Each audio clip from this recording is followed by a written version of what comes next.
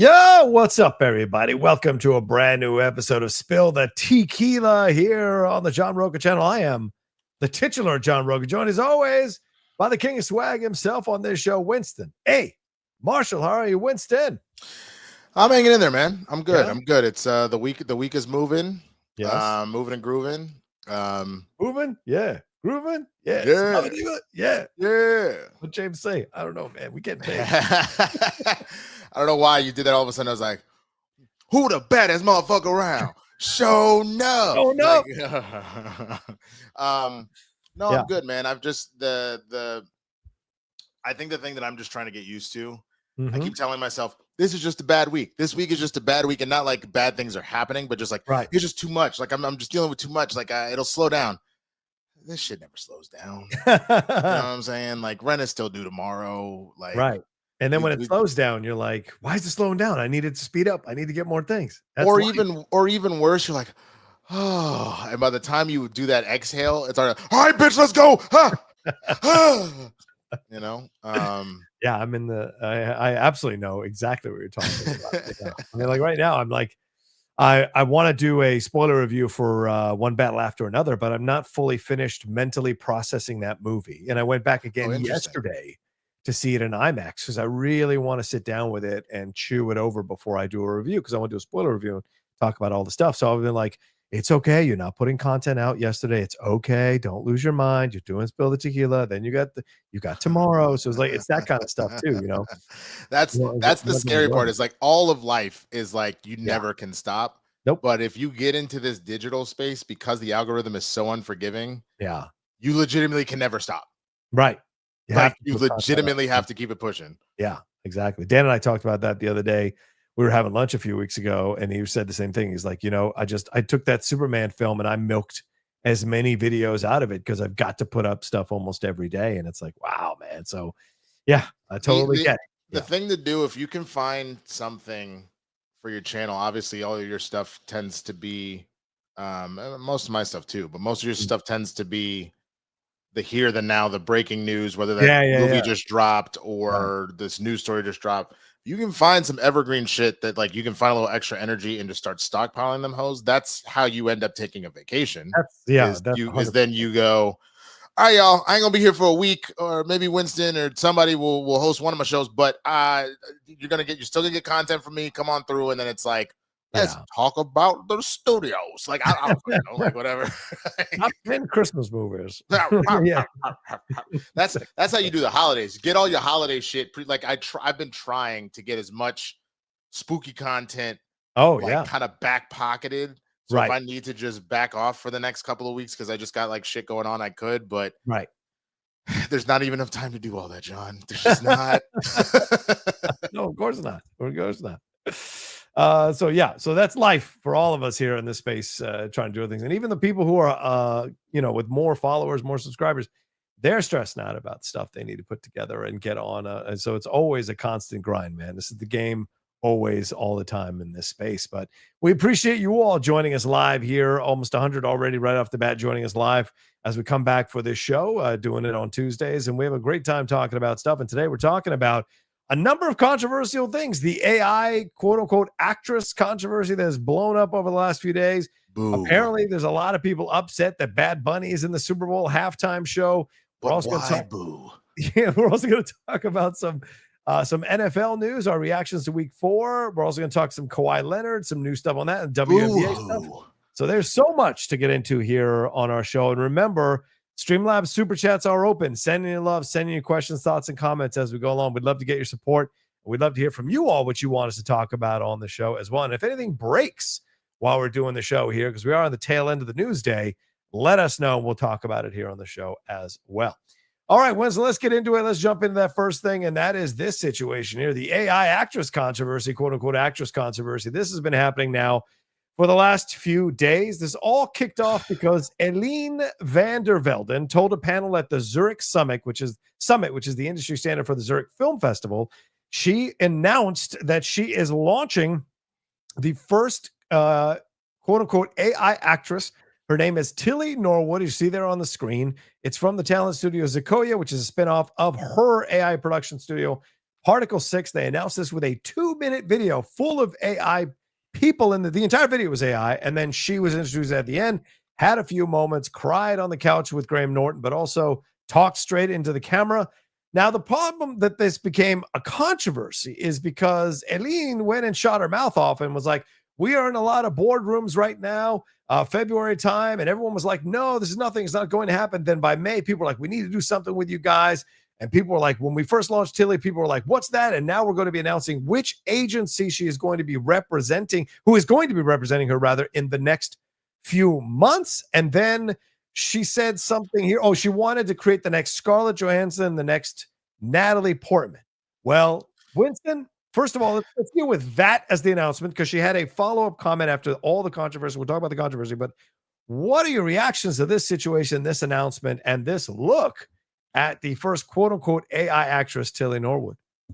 Late-stage capitalism will be the end of us all. It's as simple as that, man. Like this story absolutely infuriated me. Yeah. I have been very anti-AI about pretty much everything. Yes.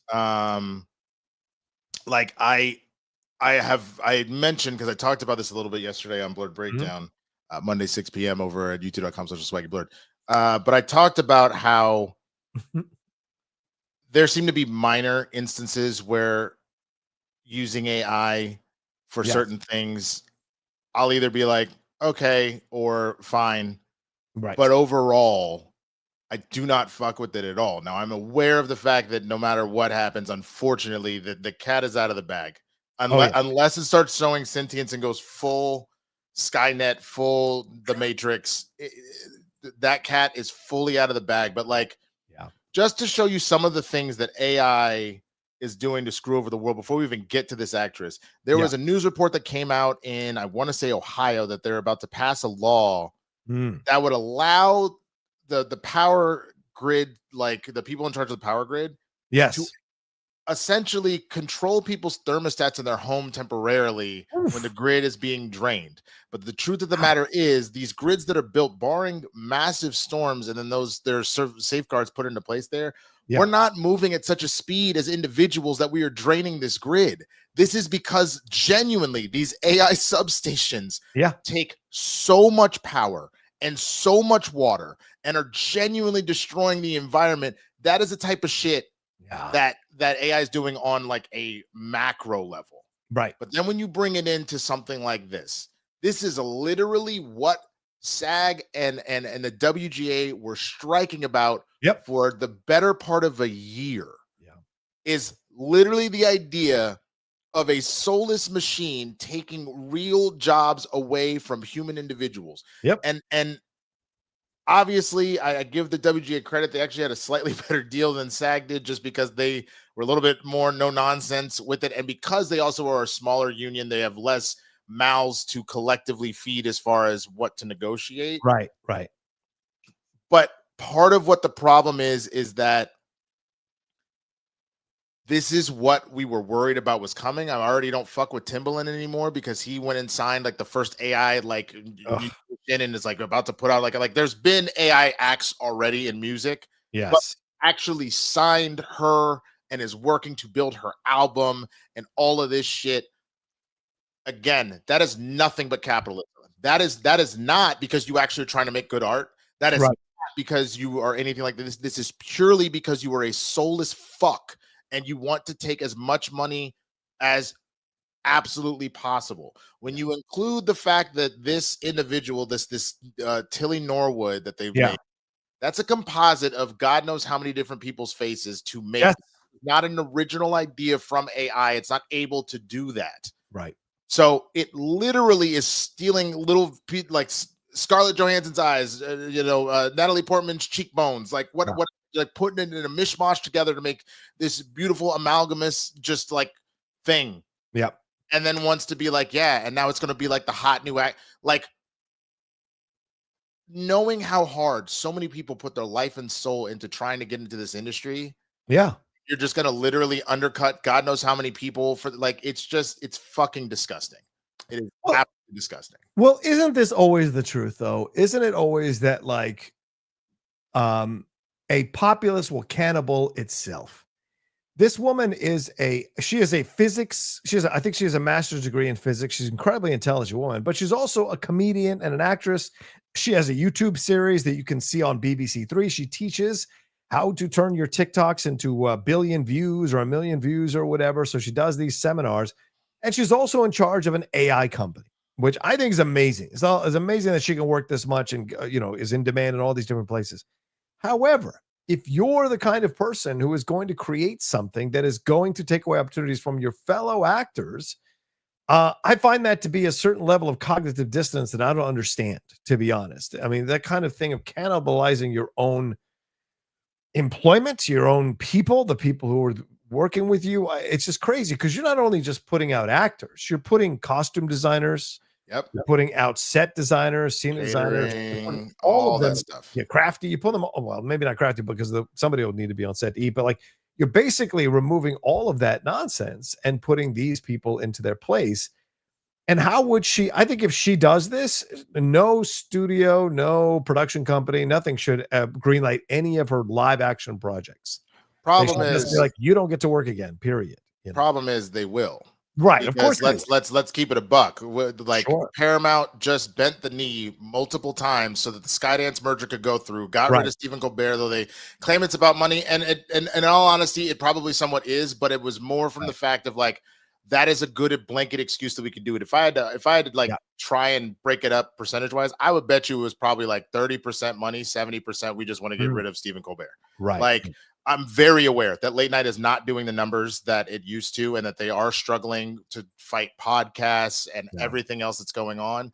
However, all that being said, they clearly were doing that to bend the knee. Same, like, so they could get away with the shit they want to. Same thing with essentially why ABC kind of bent the knee for a minute there, and Sinclair and Nexstar and all that shit with Kimmel. We have seen that they're not doing this for the sake of humanity. Right. They are doing it purely for the bottom line. So the old mob mentality, the mafioso mentality of you pay the cost of doing business. Right. And that's all they give a shit about. So if you're telling me the cost of doing business, I normally got to pay a Scarlett Johansson $5 million to do a Jurassic World, but now I can pay this AI creation $100,000 because it's a fucking computer and just pay that to its creator. Dude, get the fuck out of here. Yeah. Like, the point of money is so that people can live. Yeah. Like, you know what I'm saying? Like, you that is the most soulless shit. It's not it's not to rob others of their money, right? Which is what this will essentially do. Right. And there were a lot of people who pushed back on this. Melissa Barrera, who is no secret to being thrown out of a franchise, of course, for her own opinions. She said, hope all actors repped by the agent that does this drops their ass. How gross. Read the room. Kiersey Clemens said, out the agents. I want names of these agents and these agencies that are trying to sign, according to Vander Velden, this AI actress, quote unquote. Mara Wilson said, and what about the hundreds of living young women whose faces were composited together to make her, which is what you brought up here, Winston. You couldn't hire any of them. Lucas Gage had a funny post posted that the AI actress was, quote, a nightmare to work with, couldn't hit her mark and was late. But Emily Blunt, who of course is doing press for the Smashing Machine, she was asked on the red carpet about this, and she said, does it disappoint me? I don't know how to quite answer it other than to say how terrifying this is. Are you serious? That's an AI. Good Lord, we're screwed. That is really, really, really scary. Come on, agencies. Don't do that. Please stop. Please stop taking away our human connection. Now, she, Vander Velden, responded to all the backlash, and this is what she said.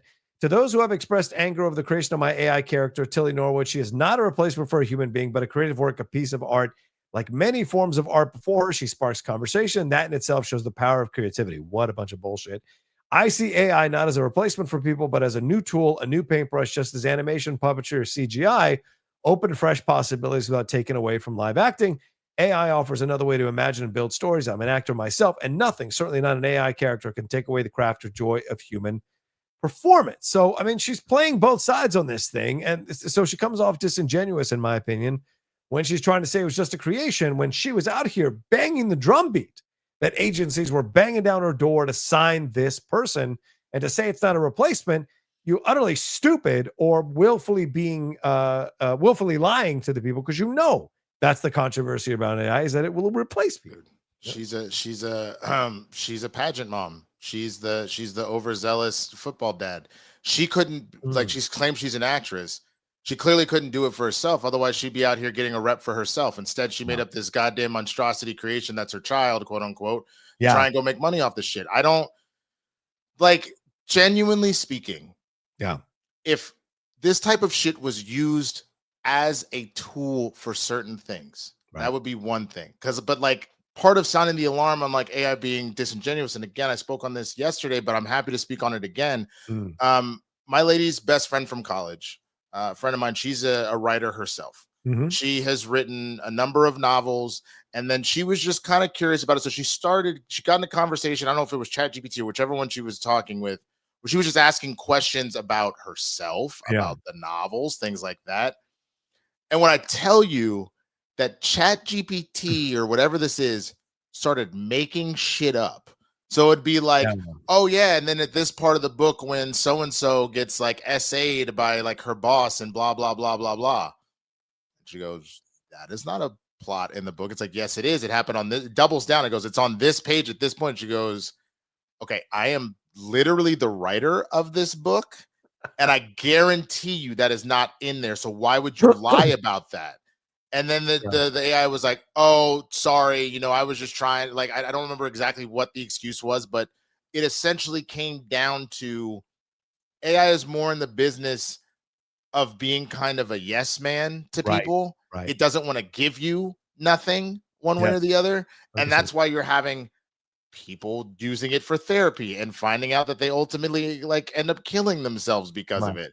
Why you end up with, you know, people dating like these AI bots and shit like that, and then fully like divesting them all their money and shit and doing dumb shit or whatever the fuck else, making frivolous lawsuits, all sorts of shit that it's known to do.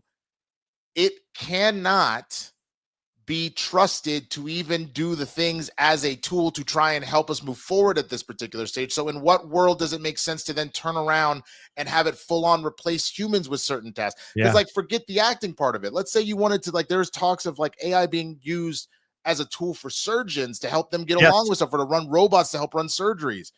Again, if this motherfucker is placating and not actually doing the thing, or not having the actual intelligence to improvise in a moment and go, holy shit, they're bleeding out, blah, blah, blah, that we actually, it's another preeclampsia, what, like, I know I'm making shit up, I'm not in the pit. But my point is, like, if it's just trying to not be wrong instead of actually trying to get to the right answer, that is a massive fucking problem.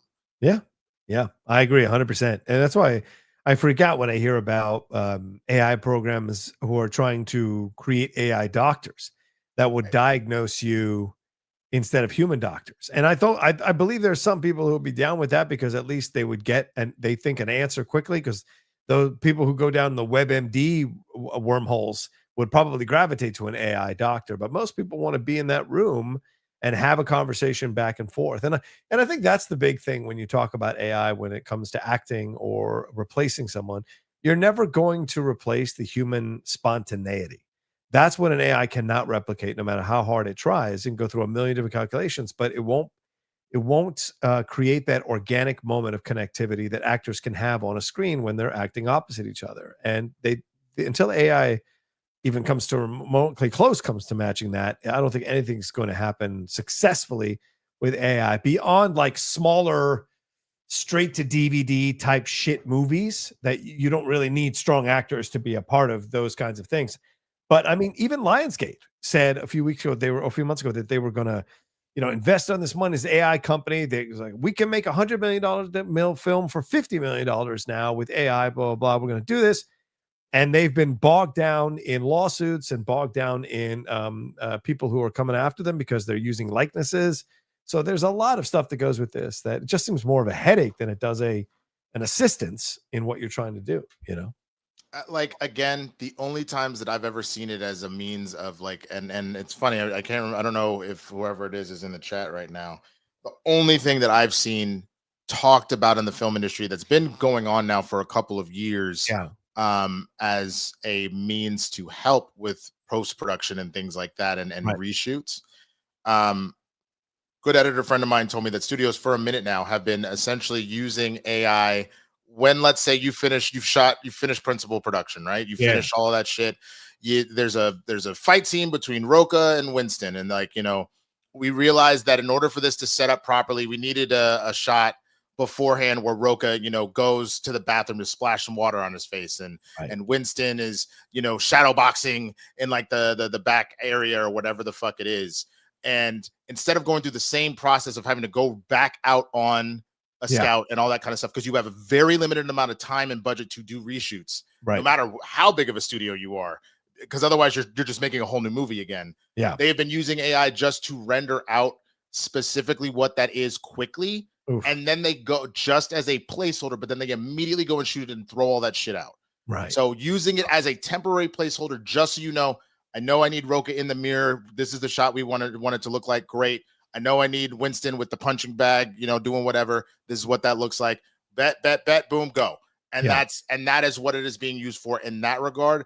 That is something to me that doesn't seem, because you're not making designs off of it. You're not using it as part of your final product. You're not doing it where you didn't have the storyboarder or the VFX artist like before or in post or anything like that. It is a literal, the same way if you were golfing, you pick up your ball for a second, put a quarter down so the other person can finish their putt, and then you put the shit back and go, like that kind of mentality. I don't think that is inappropriate, but everything else that we've seen at that, no. That the rest of that is trying to fuck shit up. You know what I'm saying? Yeah. And I subscribe to Matt Bellany's newsletter this week, or last week rather, and one of the newsletters is by this AI expert, Ian Kreitzberg. And he chimed in on this because there was a recent announcement the last couple of days that OpenAI's latest Sora video tool will require copyright holders to opt out of inclusion. So they are going to use copyrighted work, your copyrighted face, your copyrighted voice. Essentially, that's what I'm reading here, unless you catch it and ask them to opt you out of the situation. That's fucking insane. Yes. And fucking insane. Hollywood is not pushing back on this, which is what Ian is pointing out. He said, I don't think people in town realize how fast the entertainment industry's collective grasp over its key assets is slipping away.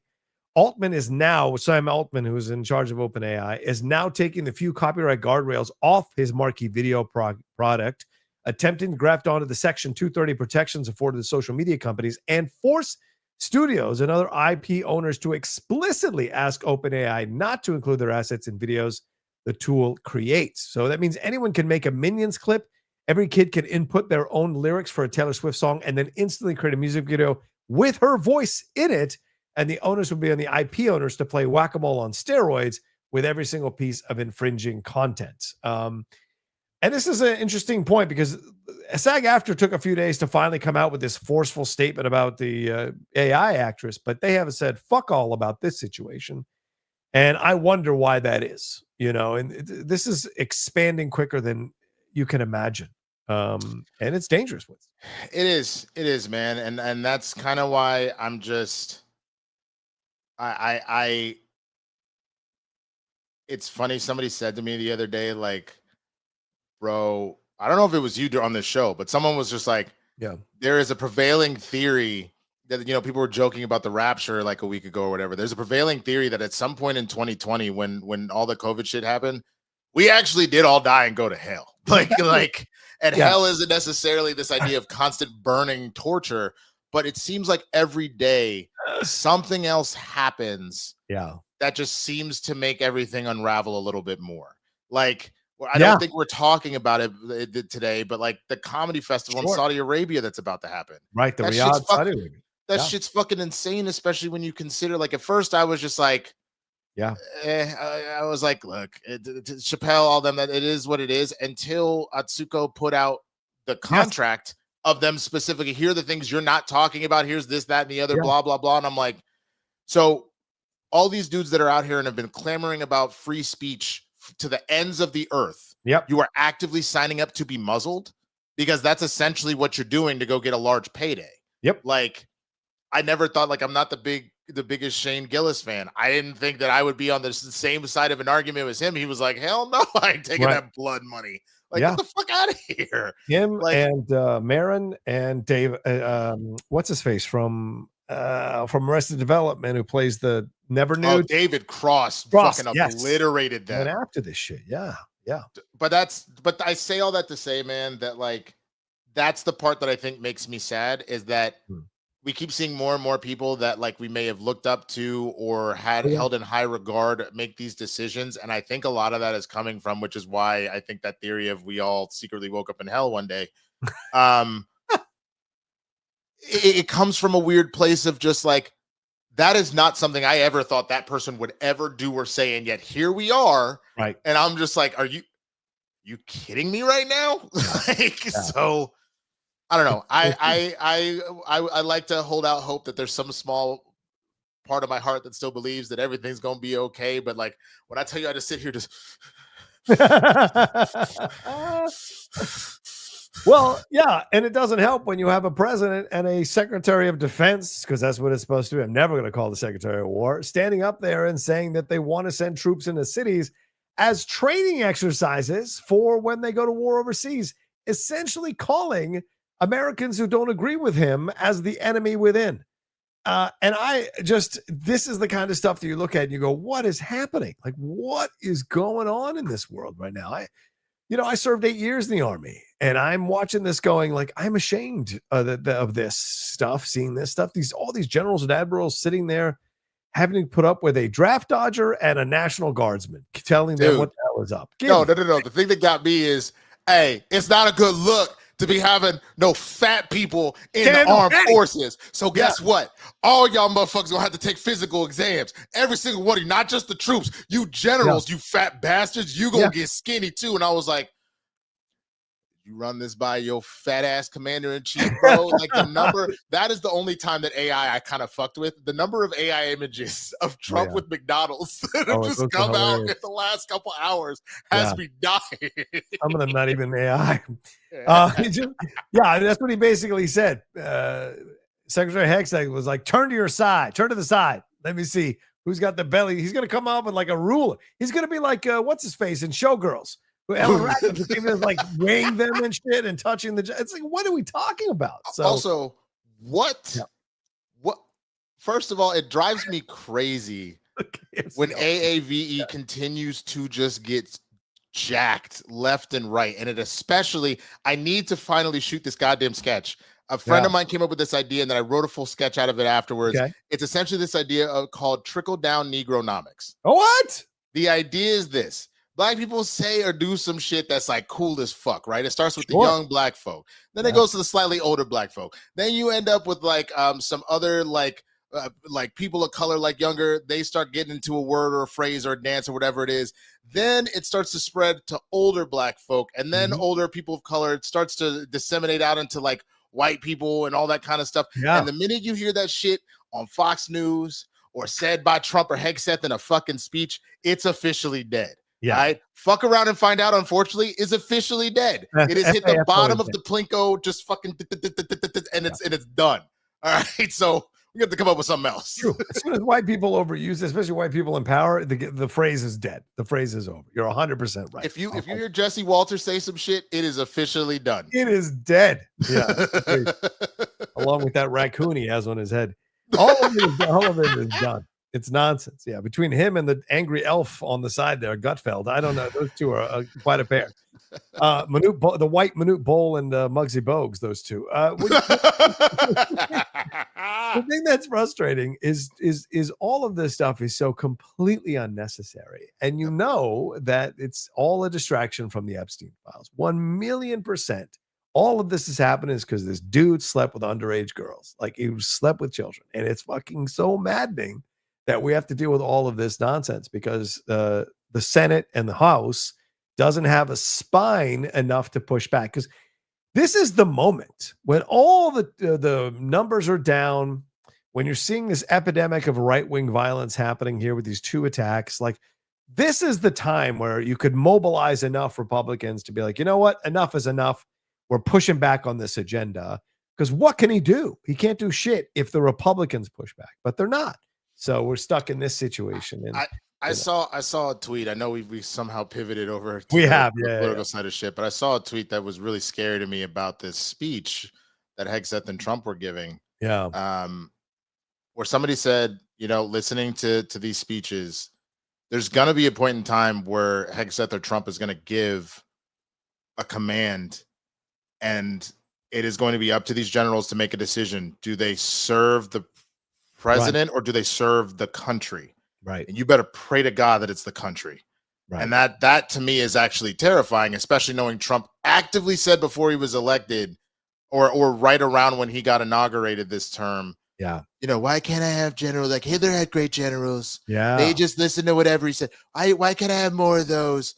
The point of the problem is anybody that has ever had yes men have a tendency to be the most corrupt and or the most intellectually or creatively devoid people possible, because you don't have the pushback to allow you to grow. The whole term no pain no gain comes from the idea of fighting through adversity and having a difference of ideas and opinions to help push you is what genuinely makes your shit evolve. So if every general just says, yes, sir, right away, sir, and doesn't actively go, no, this is bad for these reasons, you get the direction that we're currently going. Yeah, it's 100%. It's 100%. So yeah, it's crazy when you see that happening. And I think AI, all of that is connected because the people in charge of these companies lean right, and they do whatever they can do to get those tax loopholes to make even more money. Never mind how much money they're already making, to make even more money in this situation. And so it won't surprise me once he figures out what AI is, he's going to want to use it on everything. He's going to want AI senators and representatives who just vote in favor of everything he wants. I guarantee you it's going to happen. You know? I just hate that every time we've watched a Justice League, a Teen Titans or whatever, where one of the characters ends up just bumbling into the future. Oh, we don't have Hawkeye. Oh, nobody's going to miss him. And then all of a sudden he gets there and it is a full authoritarian, and they're trying to run a resistance and everything's robots now. It's because Hawkeye wasn't there to be the person to keep Tony Stark from going too goddamn crazy with the robots. What I'm scared of, who is in the future that we lost? Because I feel like we're marching towards that shit. Yeah. It was Booster Gold. That's who we lost. It was Booster. We need Booster Gold, man. God damn. Bring Booster back. Anyway, we'll see how this all goes down, Winston, because the SAG-AFTRA came out with a very strong statement condemning this as well. So, this was such a dumb move on her. But listen, maybe this was an intelligent move because people are talking about it. And we know that nowadays people willfully do this kind of stuff to get the backlash, to start the conversation going, to get attention, because the people who defend them all of a sudden become allies for them. So maybe that was her whole point. But I'm hoping this is just blown up in her face completely. It would be fun to see that. And then she has to go back to the drawing board. He eats some humble pie would be nice. All right, let's move on. And please keep sending in your Streamlabs super chats, everybody. It's pinned in the chats in the description of the video. We will get to them later on in the show. Let's jump from one controversy into another. That is Bad Bunny. Bad Bunny, he has been selected to be the halftime show artist. And by the way, he is Puerto Rican, which is a part of America. So he is American. But a lot of people have come out and called it. One viral post said the Bad Bunny is, quote, a demonic Marxist who has been granted the largest stage with the greatest audience in the middle of a Christian revival. Conservative commentator Greg Price said the NFL chose Bad Bunny to perform the Super Bowl halftime show, despite the fact that he recently said he wouldn't perform in the continental United States again because ICE is deporting illegal aliens. It's not an incorrect feeling. Robbie Starbuck, who's a conservative filmmaker, never even heard of that guy and his terrible name. Does this guy really scream American football to anyone? Be for real with me. No one thinks he does. Robbie, you don't scream American football to me. This isn't about music. It's about putting a guy on stage who hates Trump and MAGA. That's such nonsense. And Benny Johnson, who, of course, was called out in the One Battle After Another movie for wearing too tight of a shirt, said massive Trump hater, anti-ICE activist, no songs in English. That's all he wrote. So a lot of people are mad because a lot of MAGA people are mad because this follows up Kendrick Lamar last year, a black artist. Now you're falling with a Latino artist. So, Winston, what are your reactions to the backlash to all of this? You know, I try and stay off of getting into fights on Twitter, but I saw your post, and I'm sure you saw that one person, I responded to in your thing. Yeah. I'm trying to see if I can pull it real quick because he was going like, you said, the selective amnesia with MAGA is their greatest weapon. If there had been a MAGA Latino artist, I would have been screaming from the rooftops with excitement. This guy goes, I understand that critical thinking is tough to come by with the left, but the men behind these artists themselves and intent the selection. Jay-Z's no fool. He knows exactly what he's doing when he's choosing these performers. The collective right sees it too. Last year in particular was disturbingly divisive choice. Kendrick literally called a man a pedophile in front of 200 million collective listeners. But by all means, lefty edgelord, meme away. And I said, but I thought we all agreed on releasing the Epstein files. If Kendrick wants to call it another PDF, I don't see what the problem is. Oh, why don't you pick up January 6th while you're at it? You guys can't just focus on one thing. Bro, you literally brought up Kendrick calling Drake a PDF. Yeah. What are you talking about, dumbass? Yeah, I mean, of course. But again, collective amnesia. Yeah. I say all that to say, do you want to know what his credentials are? To my knowledge, this man is currently the top streaming artist in the world. He actually has Taylor Swift by later. Now, once her new album drops, she may take the crown back. Yeah. Because you know how that goes. Like, obviously, the Swifties are very geared up for Showgirl, the life of a Showgirl that's dropping, I think, October 3rd or Thursday. Yeah. And then there's AMC's dropping a movie.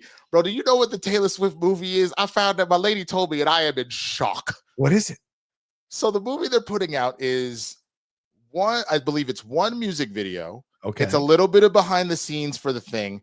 And then it is legitimately the rest of the album. It's just the lyric videos. It's not even other music videos. It's just the lyric videos you can watch on YouTube. And I was like, wait, what? And every city said, you shut your fucking mouth. You see the state of the world. You let me have my joy. And I was like, you know what? Fair. Do you? Yeah. I'm not judging you for that. But I say all that to say, to swing back to Bad Bunny, he is there because he is the #1 artist right now, period, because of the connection that he has. I'm a little confused at him deciding after swearing off playing in the US that he would do this. That's the only thing that I don't necessarily get on board with, because then I'm like, okay, I would love to know what did he make a statement as to why he's decided to go back on that? I haven't seen him say any statement about it other than he's excited to have been chosen. He's very humbled to have been chosen. Okay, which is fair. It is one of the greatest honors that a musical artist can possibly have. Like, despite what you want to believe, it is genuinely the biggest stage for a musician in the world, period. Yeah, like, it just is. Yeah. But it just, for me, if he very specifically was like, because a lot of people don't realize you don't get paid to my, like, they may have changed that a little bit, but you don't get paid to do it. If anything, sometimes you have to pony up your own money to do it. It is purely for the clout. It's for the clout of saying you were a Super Bowl musician, and what that does for you. But like, Kendrick made plenty of sense. Kendrick last year had one of the biggest years for a musician ever. He took a diss track and it became a number one for like 13, 15 weeks, completely unseated another like superstar. And then on top of that, won every Grammy possible for that song that he was nominated for. So like, that makes sense. Bad Bunny makes sense considering how much he streams, how much he sells, how good he's been doing. It was he was a wrestler at one point, how good he's been doing with his acting career. I'm just surprised that, maybe Taylor doesn't want to now because of all of the drama, but I'm surprised she hasn't gone to like play the Super Bowl yet. I tell you this, I actually, it's funny you bring that up. I read an article from one of the sports reporters that I follow, who detailed why Taylor did not do the halftime show. They asked her. She made it clear that if she did it, she wants to own all the footage and she wants to use the show to promote her separate products. Okay. And the NFL said no, because the NFL, she doesn't need it. People do this for exposure. Look, I would argue Bad Bunny doesn't need it, but it's good to increase the audience that you already have. I'll put it to you. I'll put it to you this way. Yeah. I'll put it to you this way. Nobody that's played the Super Bowl, except for maybe like Maroon 5, like needed like and like sure they were a big of enough touring, but like think about the people that have done it, right? Kendrick Lamar, Rihanna, Usher, Beyonce, Whitney Houston, Prince, Michael Jackson, Justin Timberlake. Yeah. Like, you know, I just keep looking at it. These are all people that were literally at the top of the food chain at one point or another. So they don't necessarily need the publicity either. Right. But if anybody really doesn't, Taylor is the one. Yeah. I would make the argument that as big as Bad Bunny is, just if we're going by the nature of Latino versus white, white woman that has been obviously very successful. I'm not taking away from her success or anything like that, but there is a level of different paying attention to her, you know, potentially than Bad Bunny, and provided, especially with what just got said with like all the people flipping out about it. Yeah. If Bad Bunny comes out and puts on a killer show, you gotta have some of these MAGA folk the same way they did with Kendrick. They're like, oh, what is this hip hop, whatever. They're like, I don't know, this beat's kind of good. This is like the number of random conservative white folks that afterwards were like, mustard on the beat, ho deep, boat, any rap, let it free throw. Like they just all of a sudden were like, that was good. And they had America in there. You see Uncle Sam. I love Samuel L. Jackson. If Bad Bunny comes and gives a killer show, you're gonna have the detractors, of course, but you're gonna have some be like, wow, that guy's actually pretty good. But I don't know what he was saying, but he's pretty good. I know, but everything's a culture war. Like everything's a culture war. It can't ever just be something, right? Like I'm just reading right now, Megyn Kelly in the Daily Beast. She, I'm reading this article in the Daily Beast. Megyn Kelly on her show said it's a middle finger to MAGA and conservatives in this country. Lost her shit. She said he hates the United States so much he won't come here because he's worried about ICE raiding his concert. There's nothing wrong with that. There are probably illegal immigrants who come to this country and would go see a Bad Bunny concert, and they don't want to get yanked out at a Bad Bunny concert. And the last thing he wants to be is an arm of the government who allows these, who like creates scenarios for these people to show up and be taken. They're arresting people out of immigration courts, for God's sake, who are following the rules. Dude, are still arresting them. Yeah, I'm beside myself. One of my best friends from grade school, his wife, you know, got a dream job right before the election, like a year or two before the election. Yeah. Of becoming a federal immigration judge. And they, you know, they moved to do that. And just, her whole thing was just trying to, you know, rule and give her verdicts with like compassion and do everything she could to try and help people, you know, that the system got them, whatever's going on, to just help them. And of course, this administration came in, and the next thing you know, like, the orders come down of like, you're going to call whatever, and you only have X amount of time. You're not putting off dates there, whatever. And literally what you said, these dates that are then put on the docket, they don't even make it into the courtroom because they catch them as they're like, I'm here to do the legal thing. Oh, too bad, bitch. And then they just snatch you off somewhere. And now they have now unseated like her and a number of other judges to go put in more of Trump's stooges. So it's like, I do not blame Bad Bunny for this, but maybe that's why he decided he could play the Super Bowl, because you're not going to see that kind of turnout of his fan base at the Super Bowl based off of how expensive it is and everything else. Not to say that his fans can't be rich, but you see what I'm saying? Like, it's not a general concert where people are just whatever. And the last thing the NFL wants is to have ICE show up and arrest the people that are at Super. That's a terrible look for the NFL, and that's the last thing they want to have happen. You know, because it's not like the country went full MAGA overnight. Like, let's not be stupid. There's plenty of people, 70-something million people voted for Kamala Harris, right? I bet today that more of them would vote for Kamala Harris.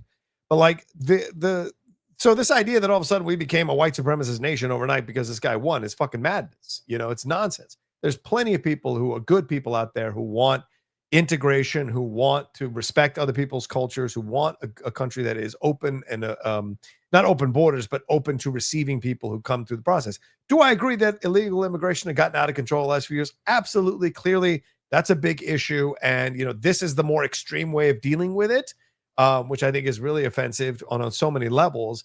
But in the end, there were problems and you've got to try to fix it. I get it. But like this thing they're doing now is just absolute madness. And they don't go into any gang territories. These little J6ers who are dressing up in their uniforms, they don't go into these dangerous areas because they know their balls would liquefy. They go and get the 55-year-old guy or the 79-year-old woman. Or they raid a Home Depot. Or they wait outside of a courtroom. They get somebody picking up their kid from school. Like they're doing this in the dirtiest ways possible. Go into the gang areas. You got balls? There's plenty of people who are illegal in the gang areas. Go in there and see what happens. But they don't do that because they're scared. They know what will happen. They get shot. They get killed. So it's just a situation there, and not saying that they should be killed. I'm saying that's what could happen, which is why they don't go in there. And that's why I think this is like disingenuous, this effort to deport people, because it's only being done at the people who are following the rules, because they're the ones that are not going to fight back, Yeah. Well, I will say the one positive thing I really want to harp on for Bad Bunny doing this, man, is like I had heard of this song before, and I feel like I maybe half listened to it, but I really fuck with Titi Me Pregunto. Do you know the song? Of course, man. It's Bad Bunny, dude. No, I didn't know if you're a Bad Bunny fan. I don't know. Yeah. That seems kind of racist to be like, you're Latin, you like Bad Bunny, right? I think sometimes it's okay to be racist with me and Latin. I'm okay with it. I would rather be like, have you heard of the song Rocha? And you go, bitch, than to go, Rocha, you know all the Latin shit, you Spanish bastard. What you know about Titi like that?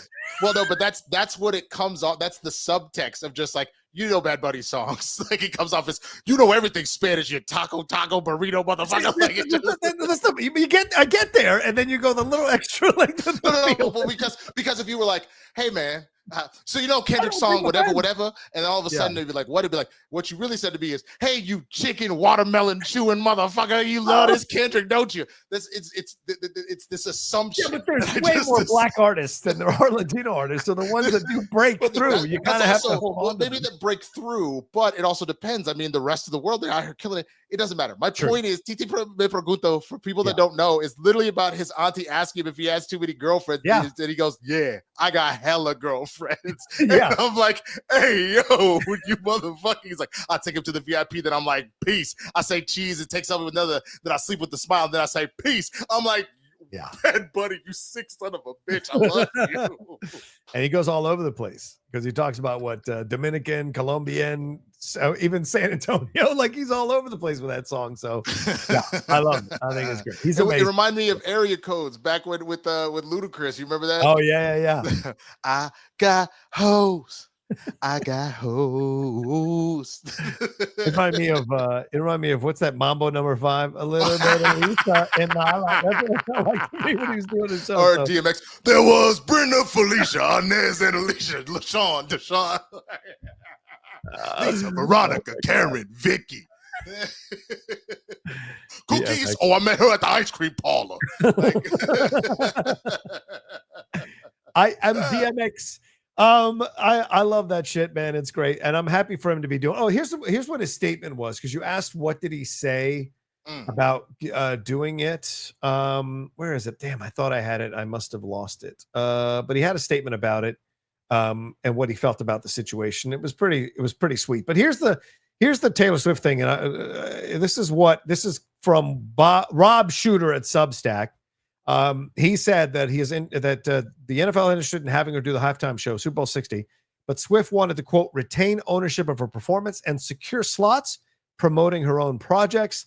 The NFL, quote, flatly refused. They expect the biggest artists in the world to do it for, quote, exposure. Taylor Swift doesn't need exposure. She wanted a deal that reflected her value.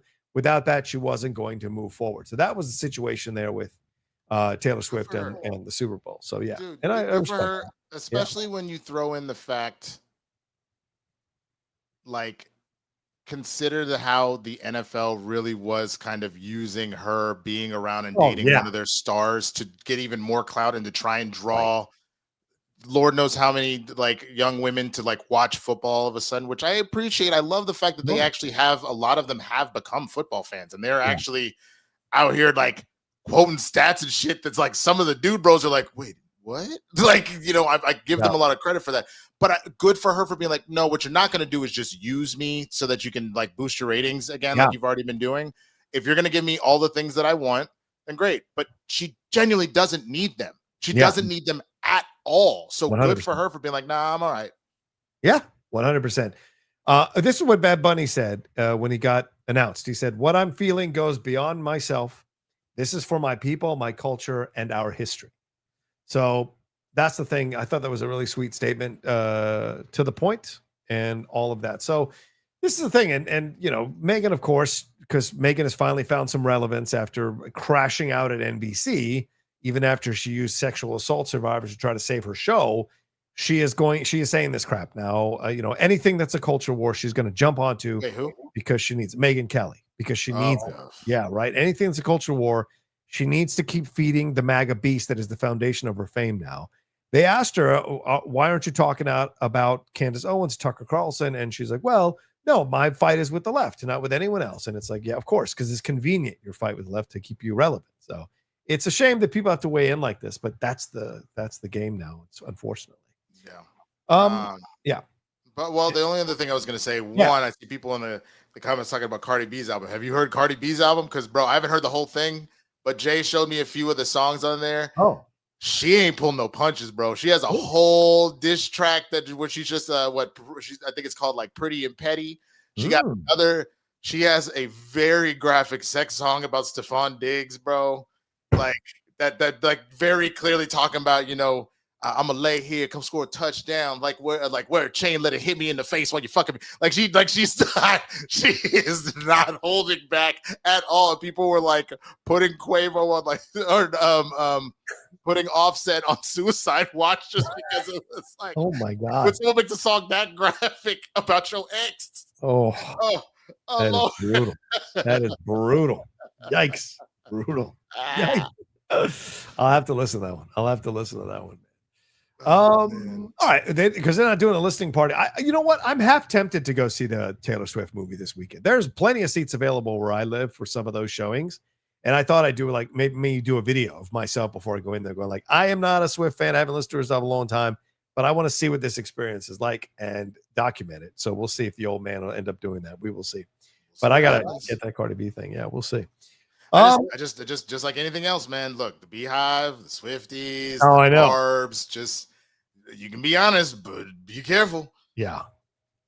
I don't want to get killed. I will be real. A vast majority of Swifties are not like that at all. But it's and in most cases of these stan cultures in general, it is a very loud minority that is the problem. Yes. But you like in the same way, if you do a crossover with another YouTuber, you might bring some other people in, but don't piss them off while you're bringing them in. Certainly not a good idea for sure. All right, well, let's stay in the world of the NFL, man. Let's talk about NFL Week 4. Winston, your Cowboys, a 30-30 tie with the Packers. What 40, a night. 40-40. 40-40. Sorry, 40-40. That's right. It was and I think you guys fired the clock operator for not going down to 0 seconds. On that last play with the wild pass, bro, let that shit tick. What are you doing? Like I said, I'm a good person. 1 second. That's like I said. But yeah, there was quite an interesting week. I mean, my Commanders got upset by the Falcons. The Steelers beat the Vikings there over in, I think it was Berlin where they were playing. Or Ireland, actually. I'm sorry. The Bills crushed the Saints. They stayed undefeated. The Lions crushed the Lions crushed the Browns. The Patriots put 42 on the Panthers, but everyone scores on the Panthers. Giants, the Jackson Dart era started with an upset victory over the previously unbeaten Chargers. The Eagles held off the Buccaneers. The Texans finally got a victory. The Rams kind of showed that Danny Dimes still ain't quite up to par as he threw 2 interceptions, and the Rams beat them 27-20. Yeah, you're right. Jaguars beat the Panthers, or the 49ers rather. The Chiefs smacked the Ravens, and people are already saying the Ravens are done. The Bears came back and beat the Raiders even after their coach tried to intimidate a small sideline reporter during the break. The Dolphins won last night but lost Tyreek Hill for the year. And the Broncos got back in the winning game. And by beating the Bengals, a lot of people think the Bengals have given up on their coach. So it's going to be a long season for Cincinnati, for God's sakes. What are the big stories for you, man? What stands out? What do you want to talk about? I mean, the tie. Nobody likes to see stuff end in a tie. Oh. It's funny. It's funny to be like, I fucks with the tie when it's not my team. Like, and especially when Dak had what a lot of people are arguing the best game that he's maybe ever played, because he was flawless. Yep. If you go and actually look at a lot of the tape, Michael was always about a split second away from getting to Dak, and he only got to him once. And what people are arguably calling maybe the most important play of the game, because Dak was 1,000% going to score a touchdown if he didn't get clipped at his ankles. So that's a big one for me. And I'm glad to see that he's earning his money. I'm glad to see Pickens is a good second to have there.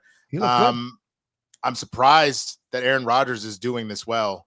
If I'm being honest, he's not world beater, but he's doing all the things that need to happen for them to like kind of go out here and just essentially win the division. The whole of the AFC North is trash except for the Steelers. Yeah. And they're not good, but they're good enough that they are winning like close games against good teams. Yeah. You know? Yeah. If you guys had a defense, you'd be in a better position. If you, Jerry can say all that bullshit he wants after the game, you know, Dak is more indispensable than Micah, but if he had paid Micah, you guys would be a complete team right now, and probably right on the heels of the Eagles. Nope, I fully agree. I know Matt isn't watching right now because he is seeing one battle after another again himself tonight. Nice. But I need to call out. I randomly sent a text to a group chat being like, "Hey, yo, these Lions getting these Browns as a Brown. I thought the Browns defense was so good." And he goes, "Hey, man, listen to the commentators. They're all saying the defense is fantastic. Just Joe Flacco was so trash." I was like, you still got 34 points put up on you, bro. Yeah. I'm sorry. It's not, you didn't force turnovers and shit like that. You know what I'm saying? You were able to maybe hold some like 3 and outs. You had what, 1 interception off of Goff, and it was kind of like, okay, that shit happens. You know what I'm saying? So nah. Can't believe the Chargers lost to the Giants, and I refuse to believe that Jackson Dart is the truth. I'm going off of it's week 1. People don't have tape on this motherfucker yet. I refuse to believe that. And Dave is still his coach. So, last quick thoughts, and then I'll talk to my big thing that I think is important here. I mean, the Ravens being this bad is sad to me. I told you about Danny Dimes. Watch him play a real team, though I will argue, even though he did not have a great game. Yes. 262, only 1 touchdown, and then 2 interceptions. I would argue the actual problem with the Colts this game was all Adonai Mitchell. That was 2 colossal mistakes. The second one being the hold that took back a Jonathan Taylor like 60-yard touchdown run, which pissed me off because I would have actually won my goddamn fantasy football. Like I lost by just that amount, by 12 points. I would have won. But him fumbling at the goal line, going out the back, becoming a touchback, and the Rams go and score a touchdown off of that. That's 2 massive mistakes. I agree. And I know you're the big receiver. It's like you and Pittman there, but that is huge. I agree. I think the first interception, you can't fault Daniel. Oh, you can't fault Daniel Jones. But the second one, as they were driving down to tie the game, throwing in a double coverage off your back foot to the sideline, stupid, utterly stupid. And those are the things that you're going to have to live with Daniel Jones, because in pressure situations, he tries to be the hero, and that rarely works out for him when he's throwing. That was the only thing that I was saying. I'm not saying he wasn't having a renaissance, but let's be quick. Let's cool our heels before we start trying to compare him to, like, say, Baker Mayfield, who actually has come into his own. Because look at Sam Darnold, who had a fantastic year last year, and then the minute they got to the playoffs, fully shit the bed. So, like, he's doing okay in Seattle right now. I need to see more consistency out of Daniel Jones. And again, playing against good teams, because we talked about this last week. The Rams was their first test. You played the Titans, who are dog shit. You played the Broncos, that are still trying to figure themselves out, and the Dolphins are not good. They're just not. Even though they won last night, they're not good. So, like, this was your first quality opponent, and you got like handled. Here's the one thing I want to talk about real quick. The Eagles are going to need to figure some shit out and figure it out quick. I am aware of the fact that you have beaten a lot of very good teams so far. Undefeated. And that they remain undefeated. So you beat the Chiefs, who were back to form. You beat us, though we really gave you the business for a minute, that it looked like we may be able to steal one away from you. And you beat the Rams, but again, it took last-minute heroics on that blocked field goal for that all to kind of play out, right? And then same thing here. It took Baker kind of having a little bit of a meltdown. I bring this up because it specifically pointed to, everybody wanted to crown Jalen Hurts as the greatest quarterback in the league and all this, like, games winning in a row and shit like that. You can't be the greatest quarterback in the league and go first half of a game last week with negative passing yards. And then go this week with 0 completions in the whole second half. And if things hadn't really kind of worked out the way that they had, the wheels could be coming. Because remember, this is the stuff we were saying about the Eagles that year, that they were like, they went 10-1 in a stretch. And we're like, you're winning these games kind of ugly, and that will eventually catch up to you.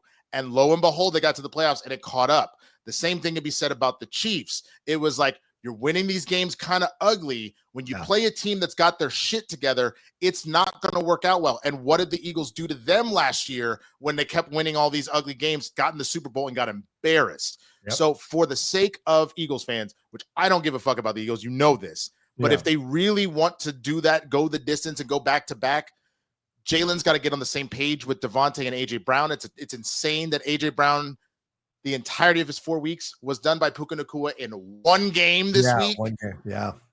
They have got to figure that out because it's also hampering Saquon. Saquon, to my knowledge, has he broken 100 rushing yards or just 100 scrimmage yards in a game? It's a good question.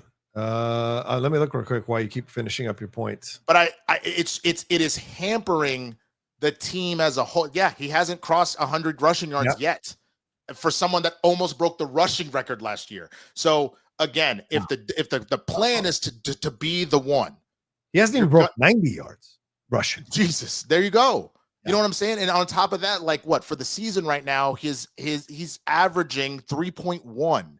That's not good. He was averaging 2.3 this past weekend. That is really, really not good for all of the genius tush-push fake plays that happen, which is great. And that's the type of stuff the Eagles can hang their hat on. Or their special teams being so good, you have how many blocked field goals and blocked punts that are turning into pick sixes. Those are all fantastic. But that is not going to be enough when you go up against, say, a Bills team that is humming, or a Bucks that learns from this loss and is even more deadly when they have Mike Evans back and things like that. That is the stuff that they are going to have to be ready to deal with, because this skinning by the skin of your teeth does not work when it's go time. Yeah. It's going to be curious to see. It's going to be curious to see with them. Yeah, for sure. I hear you on the Jackson Dart thing. I think Daboll called the right game to take advantage of Jackson, but I hear you the 100% that people are going to have tape on this kid and eventually they're going to figure him out. And that's going to be an interesting situation to see how he handles with that. I like that Darnold has the Seahawks at 3-1, quietly at 3-1, man. I'm kind of enjoying that. Same thing with Minnesota. We'll see what he can do if he can keep it going, because Minnesota looks kind of lost right now. Because Carson Wentz was just demolished over the weekend. And so you go like, okay, where are we going to go next with this situation? And I think that's going to be fascinating to see with that team. But we'll see. Carson was fine, but like it took what was the comeback? It took the comeback in the second half, right? Because in the first half they were getting mollywopped, and then they scored 15 points in the second half, in the fourth quarter rather, to make it close. But Carson looked like dog shit for a majority of the game. They had 6 points going into the fourth quarter. So 40. I mean, that's the thing. Rodgers didn't have the best QBR either. I mean, Carson technically had a better one with him at 41.3, but he just wasn't like Aaron did. Aaron right now is reminding me of a better version of that last year of Peyton Manning, because the last year of Peyton Manning honestly wasn't good. It wasn't good. And that you had a generational defense bail you out. 100%. But Aaron is playing a slightly more elevated version of that, where he's doing exactly what needs to happen for the team to pull out the victory. And sometimes that's all you need, is a veteran quarterback that's smart enough to give you one of his razzle-dazzle plays that he used to do, the way that like at times LeBron can turn it on. Here's my 40 game. You're getting 140 game out of me every like 14 to 21 business days. Well, it helps when DK runs a 65-yard touchdown. I mean, that helps because you get the yards for that. And so it helps him on the stat line. But yeah, we'll see what happens with the Steelers. One last thing we should talk about. You wanted to bring this up. We should talk about the do you want to talk about the WNBA or the Kawhi thing? I feel like WNBA is more prevalent right now. It's more prevalent because it is trending like crazy. Like all of the fee memes are everywhere. Yeah. Let's talk about it. There was the WNBA is going tonight. You have is it tonight? The Fever and I think this is it. Yeah. Let me double check. Because it'll be Fever Aces tonight. Yep. At 6:30. Okay. So one team that's been eliminated from the playoffs is the Minnesota Lynx, after Napheesa Collier suffered a fractured ankle or ankle injury. I think Alyssa Thomas is the one that hit her, and she gave a end of the season press conference, and she went after the WNBA commissioner hardcore and outed her as someone who is not And that's Cathy Engelbert, who is the WNBA commissioner, someone who is not in support of the players. She said, congratulations to the Mercury for advancing, but I want to be clear, this conversation is not about winning or losing. The real threat to our league isn't money. It isn't even ratings or missed calls or physical play. It's the lack of accountability from the league office. Since I've been in the league, you've heard the constant concerns about officiating, and has now reached levels of inconsistency that plague our sport and undermine the integrity with which it operates. Whether the league cares about the health of players is one thing, but also not care about the product we put on the floor is truly self-sabotage. And of course, Napheesa is the co-owner of Unrivaled, which is arguably a competitive league with the WNBA, although they play in the off-season. But they've lured a number of players and paid them six figures, including Paige Beckers. They just recently signed her to be a part of it when they start up again. But she said when she talked to the commissioner, she asked how she planned to address the officiating issues. And she says the commissioner said, well, only the losers complain about the refs. Wow. And she asked how the commissioner planned to fix the fact that players like Caitlin, Angel, and Paige, who are clearly driving massive revenue for the league, are making so little for the first 4 years. She said, quote, Caitlin should be grateful she makes $60 million off the court, because without the platform the WNBA gives her, she wouldn't make anything. And Napheesa also claims that Cathy Engelbert said, quote, players should be on their knees thanking their lucky stars for the media rights deal that I got them. And she said, that's the mentality driving our league from the top. We go to battle every day to protect a shield that doesn't value us. So Winston, all of this is happening, and her comments are coming just before they go into a collective bargaining agreement situation where there could be a possible strike with the WNBA. So what are your thoughts on these comments? She essentially set Cathy Engelbert on fire. Dude, I mean, everybody is backing her. Like, I just pull this up real quick that I just put on the share, because it's everybody, including Caitlin, who is down here hashtag noticing about that quote that was said about her, because it genuinely is insane to think that she thinks this is about her. Right. You know what I'm saying? That this is somehow about Cathy. Yeah. You know, because like what? They will find me at, I mean, they're asking. I'm sure that they will find me at, I mean, seems like anything with free speech is fine now. So like she is not holding back, bro, at all. Like she is going really, really hard in the paint. Like here's the Fever's physical. You comfortable with how physical this series has been? And the other series seemed even more physical. Well, I already got fined for supporting Cheryl, so yeah, which I think is crazy. But look, I think there's nothing that we want more than just consistency. That's what I would say. You comfortable and so that's the thing. You're seeing players everywhere supporting what Collier said. Angel Reese tweeted out, 10 out of 10, no notes. You had Lexi Hull, a Fever's alternate player rep for the. I think I agree with everything Collier said. We're at a really important time in the league, and changes need to be made. So you're seeing her talk about that, and really proud of her for making that statement today. Like everybody has been speaking up, and they clearly are all on the same page with what's going on. Dearica Hamby, Fee, thank you for your bravery.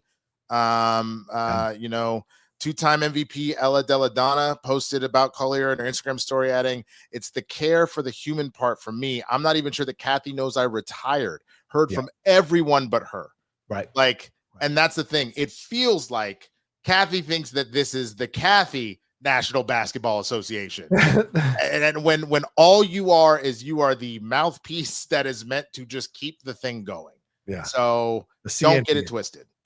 Yeah, even your favorite player, Sophie Cunningham, had something to say about this. She said that people only know Cathy because of Caitlin. She's the most delusional leader our league has ever seen, and it should never be about our commissioner in the first place. And listen, we're going to possibly bring up Sophie acting a fool on the bench, but clearly you see that across the board, she has support from all the players, it seems like, for her comments, because people were mad at Cathy Engelbert for what she's doing. It's just also wild to me that like you can't throw in two things at once. You can't be like, thank you for those comments, Fee, and also Caitlin is the reason. Like, you know what I'm saying? She's only about like, really? Like, come on, man. Like, if there was ever a moment. Let's be true, man. Let's be truthful right now. You said keep it a buck. She has now clearly over the last few days, my eyes have been opened.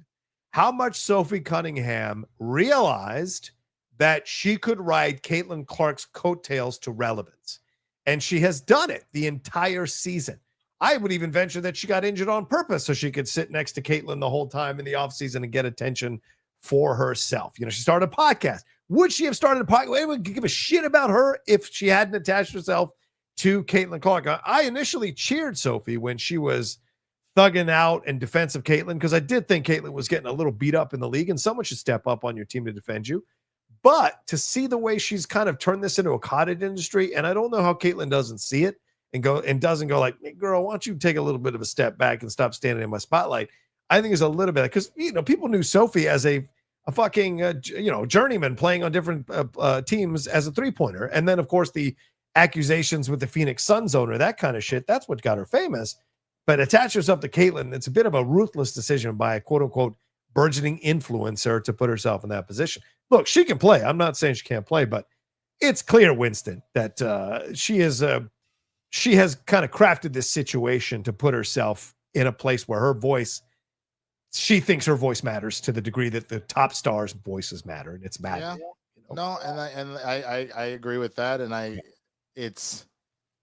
I've just, like, I found out because of some of the other players, because again, I was watching and following the league well before Caitlin Clark became in a thing, and having players be like make comments about like, yeah, the minute you are actively, vocally, not just voting for, but advocating for things that are trying to lessen my life or take rights away from me or anything else like that, like I can't, like, so the number of players that have been like, I don't F with her. Right.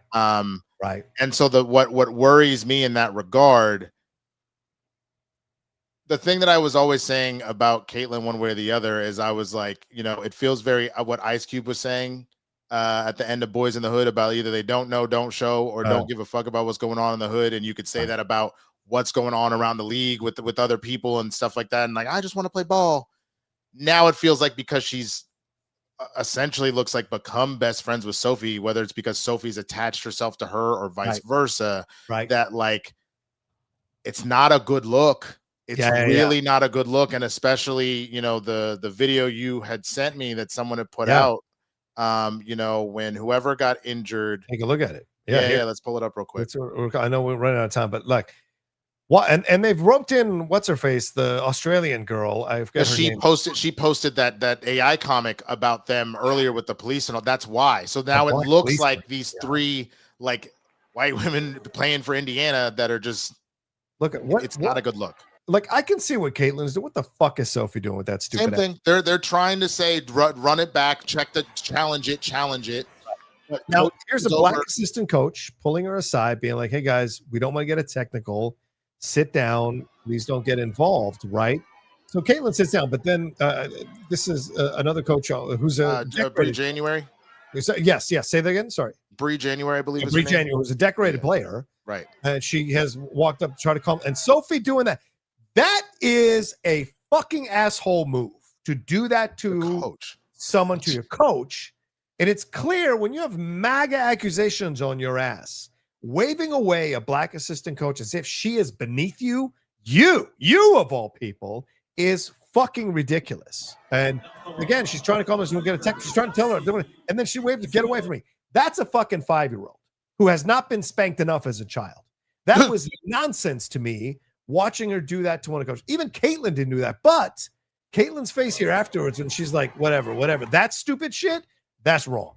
That is wrong, because was she doing that to bitch about the refs, or was she doing that to be condescending towards January as well, with her coming down to try to calm them down for getting a technical? So to me, this is a situation. And someone pointed out that the two black players who were injured are sitting way in the back and aren't sitting in the front, aren't allowed to sit in the front. So that makes me very uncomfortable when you look at the situation. And I have been one of these people that has said that Caitlin Clark is not MAGA. She defends black players. She always talks about the greatness of the black players. Maya Moore was her idol, she has said. But if you start to align yourself with these people and sit with these people, you lie down with the dogs, you're going to get fleas. And that's the situation I see here. And I don't like it for her, man. My argument has always been, man, like, I've never denied her actual ability, but I felt that she reminds me of the white moderate that Martin Luther King talked about. It's this idea that like, yeah, I'll fight for like rights and stuff. Well, until you kind of inconvenience me or get in my way. You know what I'm saying? Like that sort of thing. Like I don't, that type of stuff.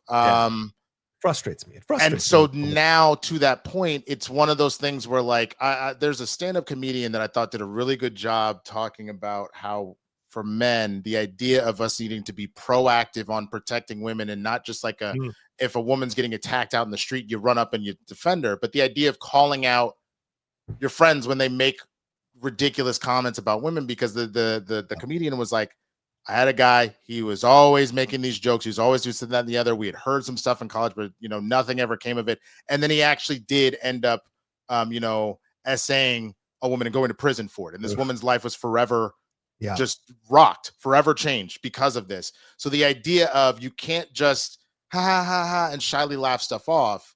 Right. To be an actual advocate for change and an ally and a beacon to try and move things forward, you got to call shit out. Like when it's on the lower end of shit, when it is like you know how them black players, because another in that video that you sent, the TikTok, a Fever influencer like host or whatever it is put out something like, man, if it's an Aces versus Phoenix finals, it's just going to be a fight every other play or something like that. Right. Like, you know what I'm saying? Like this is the type of stuff that's like, no, we don't need all these comments. We don't need that. Like, come on, you know, for a fact that both of those teams are very much primarily black.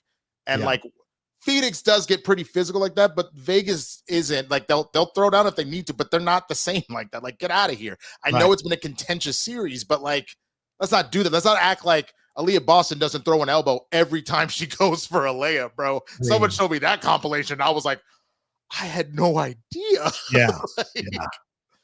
See, here's the thing that you were the Chloe. This is what the cartoon was based on. Right. Here they are at center court, these three, and a police officer is walking. Like, hey, let's go back to the bench. And they don't move. Like, who the fuck do you think you are? Yeah. Like this. And why is Caitlyn standing? That's the thing.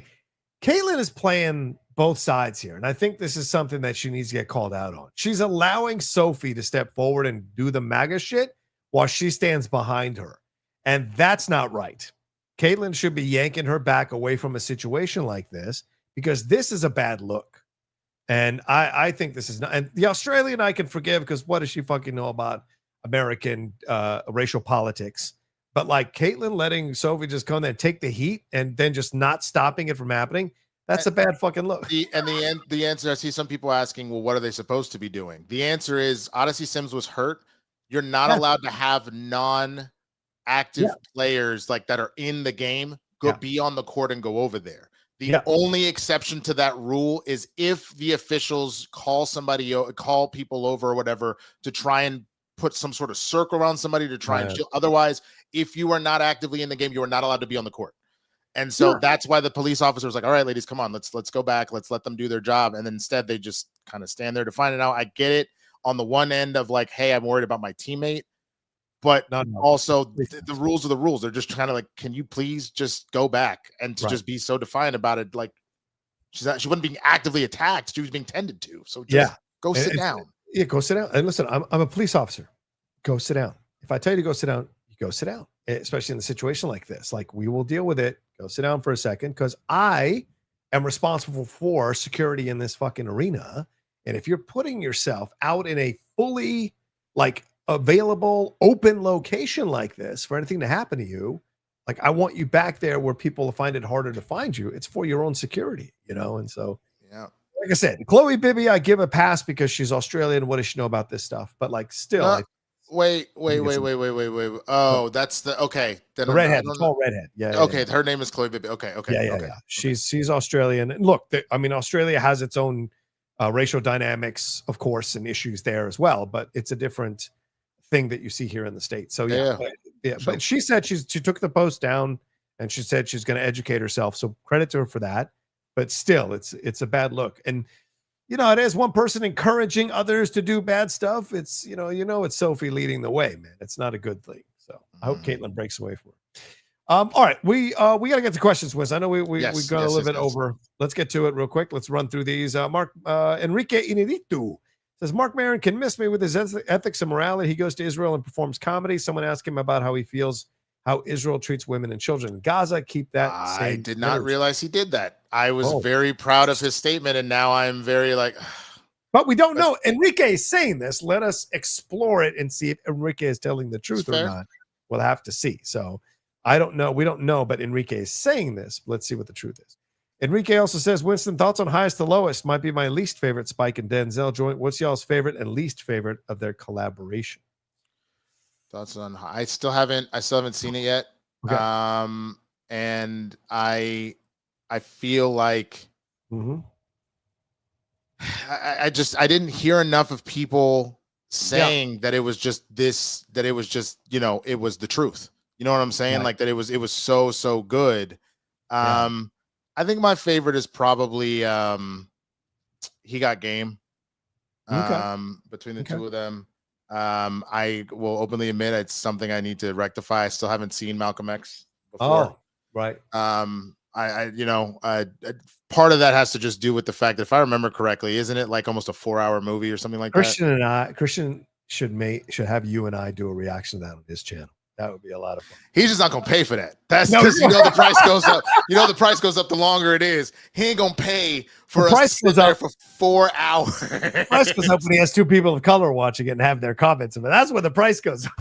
Stupid, bro. I'm not. What you not gonna do? That's bait. That's bait. No.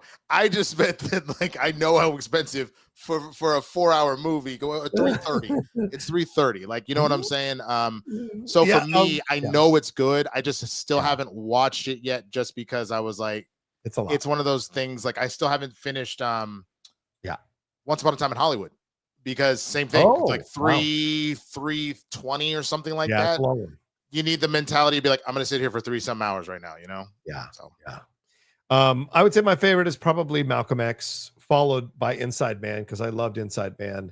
And I would say my least favorite is probably Mo Better Blues. Interesting. Yeah, I think his sister is completely miscast in that role, and it kills the movie for me. Enrique says, and Rocha, my Latino brother, ¿Qué pasa, chico? After seeing one battle twice, do you think it's as messy as Jeff said? No. I think it's chaotic, but easy to follow. Sean Penn, GOAT. No, I think the film is phenomenal. I love the movie. Jeff not like it? Jeff said it's a bit messy, but again, Jeff is, kind of leaning a little red state lately. So I kind of always put his opinions. I mean, the fact that he's trying to say Trump had no knowledge of what his FCC chairman was doing about Kimmel. I mean, I think Jeff's saving a little bit of his audience. Yeah. I think Jeff's playing to his audience a little bit because he needs that newsletter to make money. So I understand, but I don't think it's messy. I think it's actually a damn good movie. No, I think it is incredibly well done and put together. I think the point of it being as chaotic and the pacing is specifically because of what the chaos of this quote unquote revolution and or the timetable of I have to deal with this thing in my past. If I'm going to move forward, I have to get to my daughter before she's hurt. I have to escape before they catch me. Like it should be chaotic. Yeah. 100% agree. Chris A says, Kimmel's IG new post goes crazy. All I saw was him with Colbert and I think Seth Meyers. I think they're standing there going, "Hi, Donald." I think that's what they said. So yeah, Kimmel ain't taking the foot off the gas. Hi, Donald. I don't know where they're at, but that's fantastic. It might be the three of them on his show tonight, I would imagine. Is he in a new theater? Maybe he's doing a live one, a live show in a theater. Reggie Brown says, why do some people act like you can't watch the game if you don't watch the halftime show? There's been many Super Bowl games that didn't watch the halftime show. Agreed. You can go, literally go take a break. Put on the Puppy Bowl. I mean, I don't actually think you should do that for Bad Bunny because I think he's going to put out a great performance, but put on the damn Puppy Bowl. The Puppy Bowl is the best. You're probably shitting out your chicken wings at halftime anyway. So what the fuck do you care? Jason Fastor says, world champ Bud gets key to city and pull over guns drawn. I don't know what that means. Is that a champ Bud gets key to city and pull over guns drawn? I don't know. Jason Fastor, if you're still here, if you want to throw another super chat, cool. If you put it in the chat what you meant, we'll try and decipher it. But I don't. I'm sorry, man. I don't know what that means. Unless you made us Manchurian Candidate somebody or Winter Soldier somebody, then I'm really mad at you. Oh my God, bro. Somebody just activated right now. They're in the middle of watching the show. They dropped their Cheerios and just got up and walked out. Oh my God. John Darius says, hey guys, I've been hearing from most viewers at work/online that they genuinely didn't like Gunn's film. If the next titles receive the same reception, what could this mean for the future new reboot? Well, that's tough to believe considering how big the Superman drop on HBO Max was. And the box office. Yeah, in the box office, right? 600 million plus. But like 13 million views, I think it got being online on HBO Max. So I'm sure there are people who don't like it, and there is a vociferous crowd of people that don't like it. But I think most people came away from it enjoying it. So we'll see how Supergirl does and Clayface does, and then his sequel, Man of Tomorrow. Absolutely. No Opinion says, you know that MAGA closeted Benny Johnson wants that Pepino de Benito. Hey, maybe. I don't put anything past. I mean, what's that dude? That dude said on TikTok yesterday that he was going to release the profiles of all these Republicans who were on Grindr, and then later that day he was like scared apparently because they'd come out to threaten him or something. What is? I'm taking a guess here, but what does the Pepino de Benito mean? Oh, meaning as a small one, or meaning? No, Pepino's an affectionate way of saying it. Yeah. Oh, okay. Penis, yes. Okay. So he's saying he wants Bunny's dick. He's saying that yeah, Benny Johnson wants Benny's. Okay. Yeah. Matt Sister McCall says, Rocha, I had a dream last week that you were going to fight Benny Johnson and I talked you out of it because he was sleeping in his car. What the fuck? I would never fight someone who was sleeping in his car.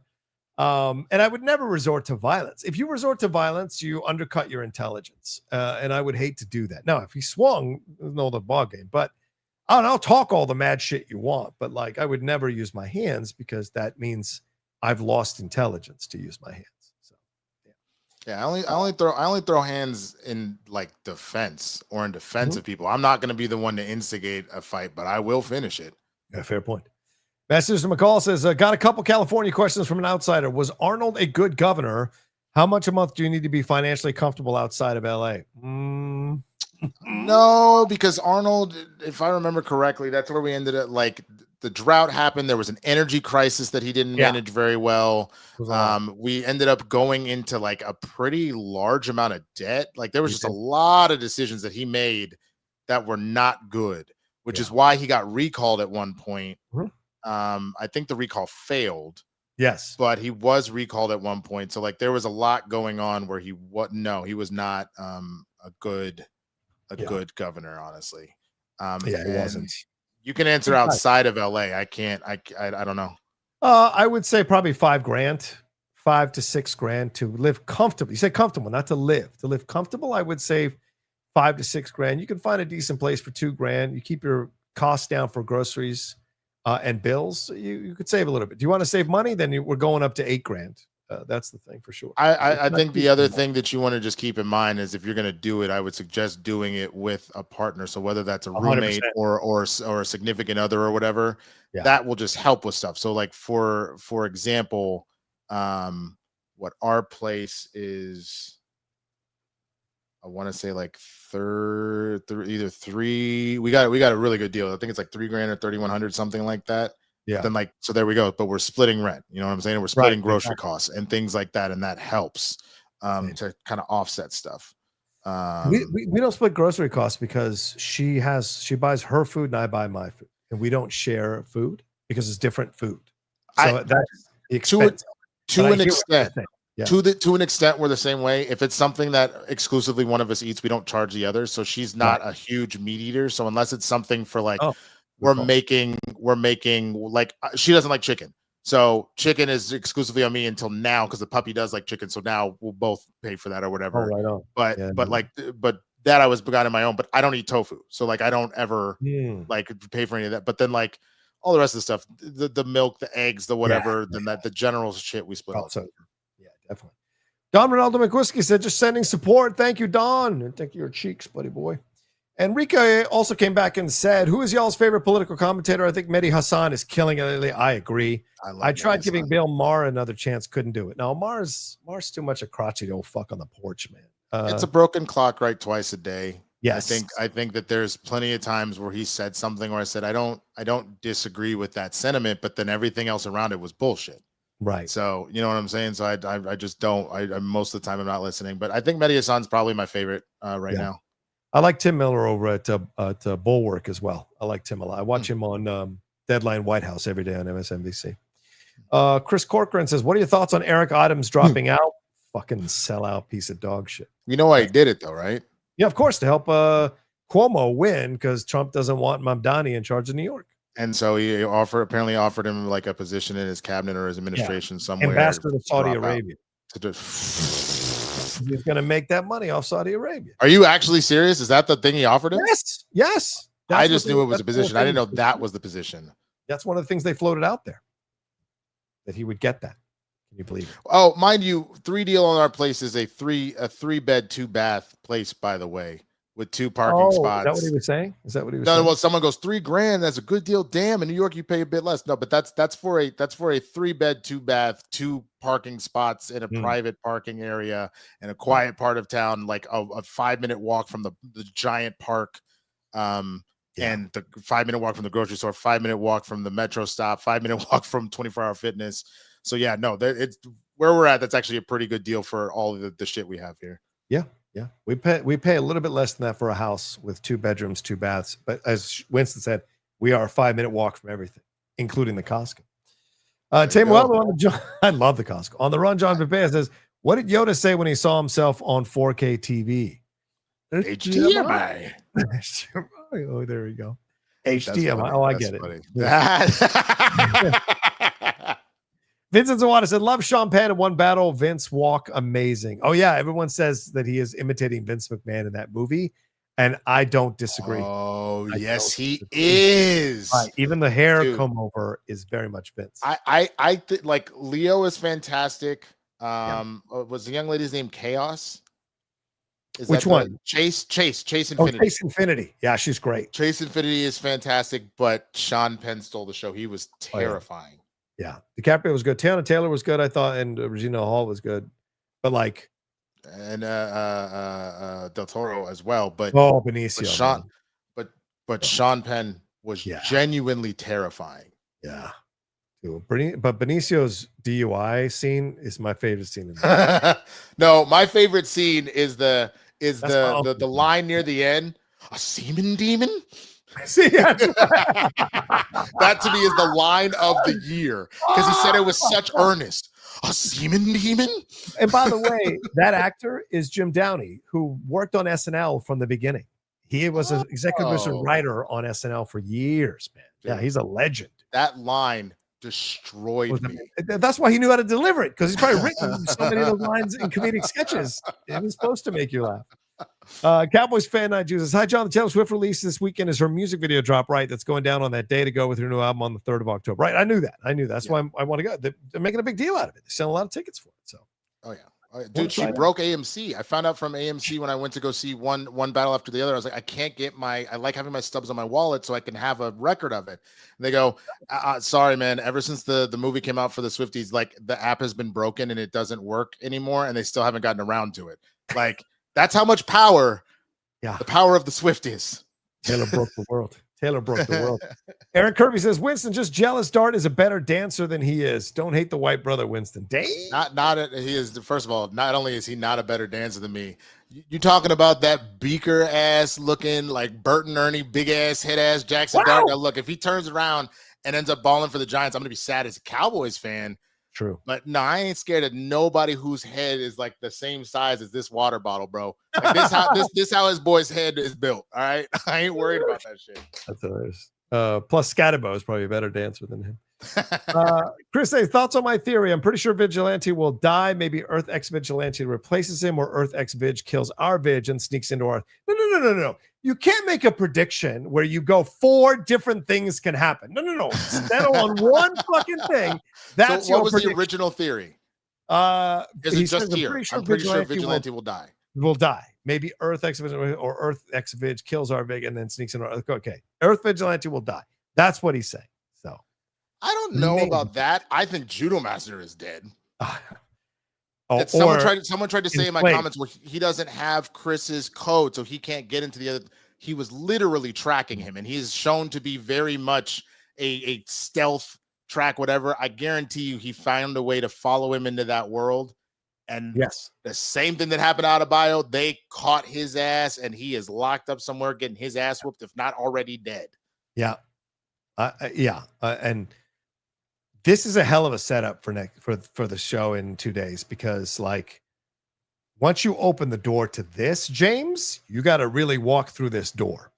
And so I'm going to be real curious to see what the next two. I mean, his comments so far have been fantastic. I know. That's why I'm like excited to see what these next, because where Marvel dropped the ball on so many of their socio-political commentary in the previous phases and went safe, James doesn't look like he's going safe on this, and I can't wait to see it, man. Yeah. Dude, the other thing that's funny to me is it really was a commentary about, truthfully, kind of what privilege in general, specifically white privilege, but what privilege looks like.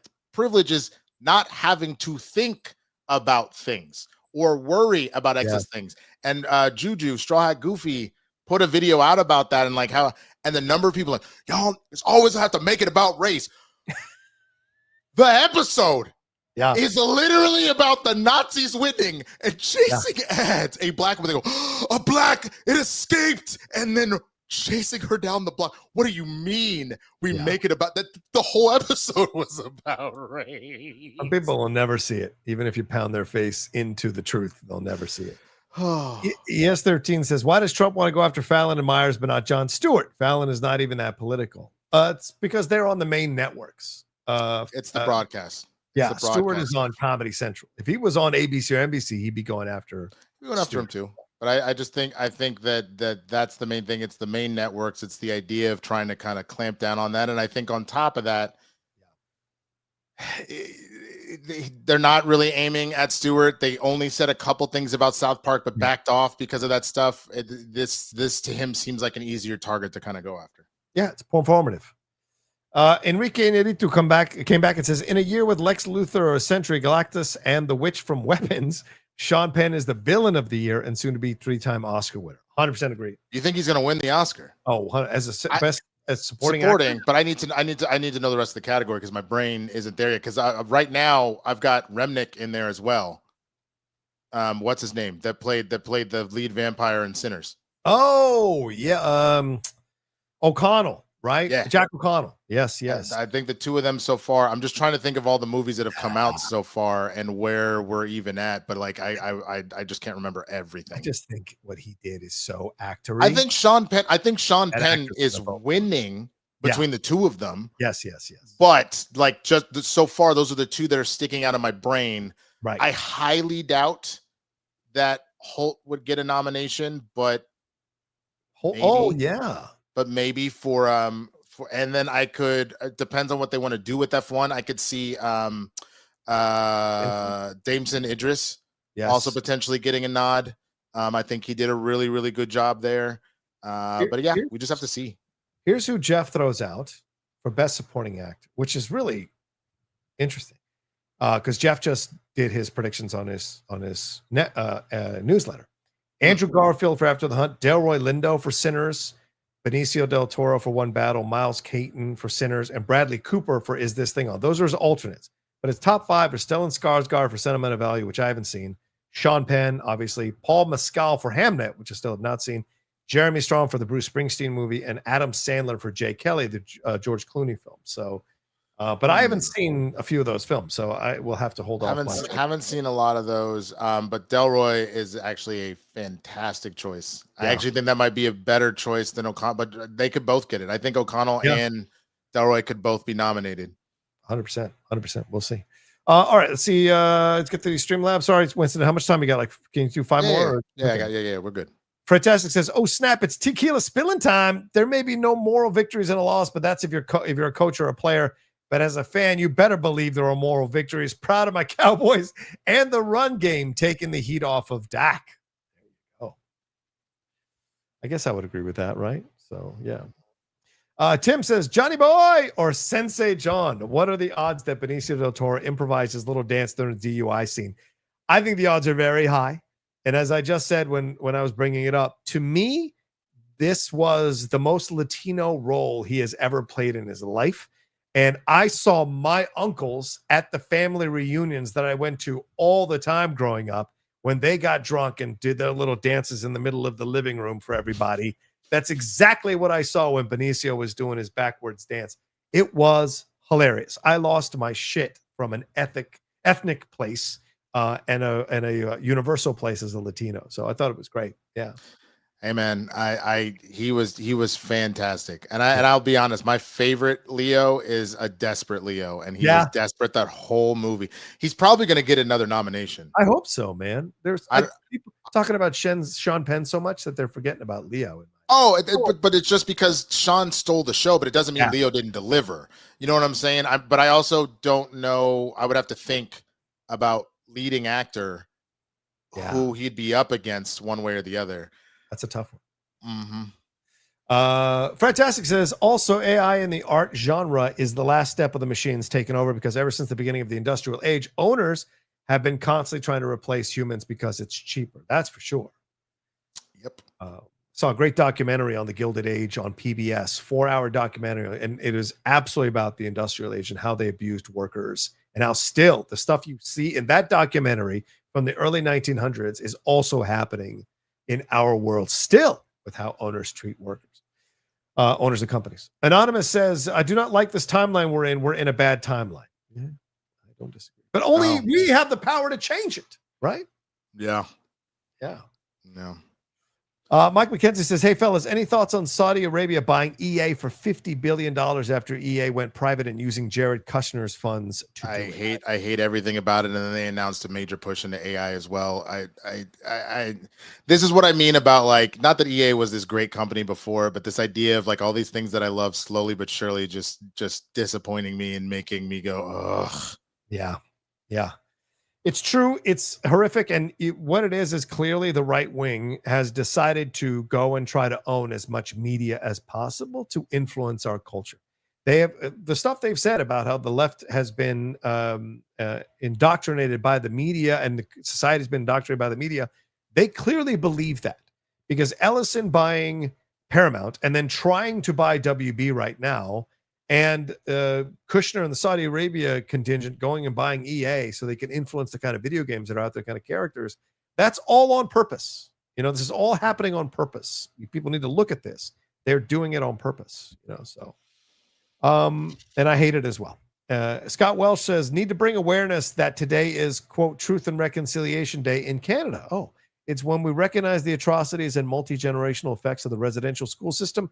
Does the U.S. have anything similar? Hashtag every child matters.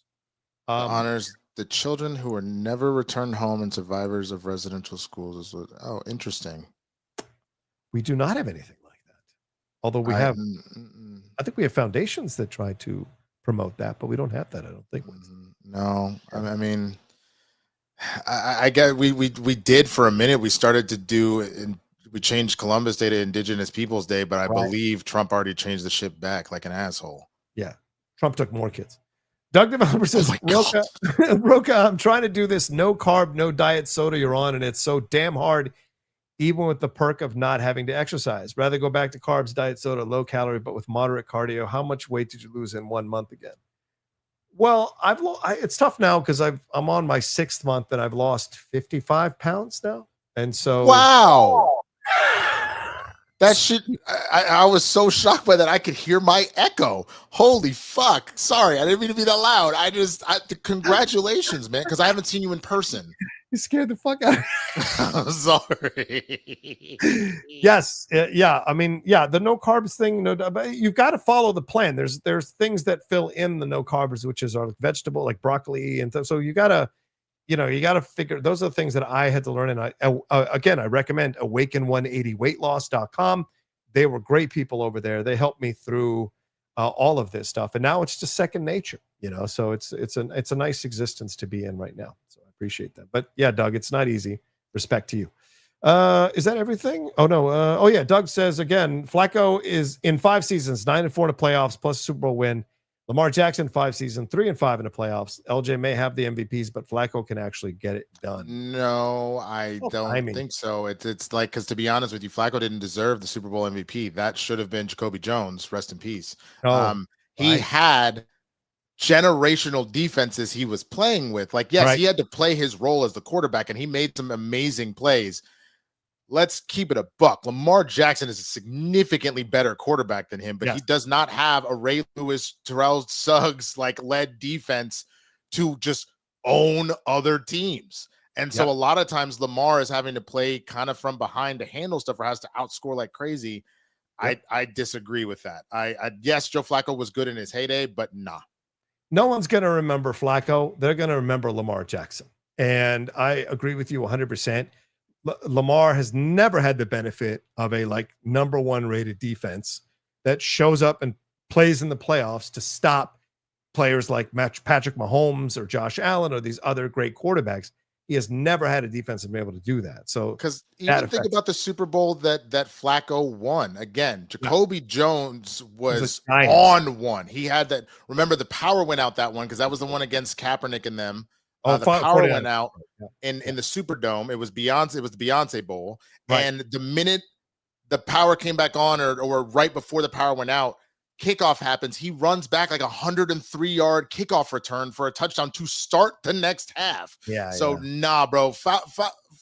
And I want to say that the one or two touchdowns that were thrown to Jacoby, and one of them he caught it at a 60-yard after catch touchdown.